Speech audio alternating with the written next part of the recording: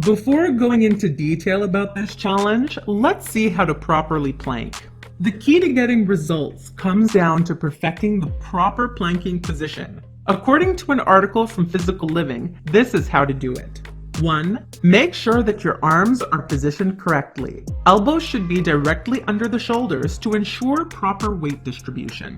2. The spine should remain straight. Avoid rounding out your spine and putting unnecessary pressure on your neck and back.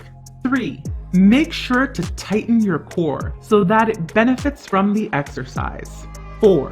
Keep your legs slightly spread. Pay attention to how your hips feel during the exercise. There should be no added pressure to the hip area. Adjust the distance between your feet as needed. 5. Your breathing should be slow and deliberate so that your core is fully engaged and your body is relaxed. And before you think otherwise, let's see why planking is beneficial for your body. You may be wondering why the planking challenge makes for such a good workout plan. After all, the exercise seems a bit simplistic to be a full body workout. However, it is just that. And here's what planking does for your body. 1. It tones your stomach. Planking involves using your core to stabilize your body and carry out the physical demands to maintain the proper planking position. The abdominal muscles are engaged during this workout. Over time, those muscles tone and tighten to give you a great-looking stomach.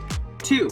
It promotes good posture. Because your abs play a huge role in your ability to maintain good posture, planking can also be good for your balance and stability. Over time, you'll be able to stand up straight and achieve a broader range of movement.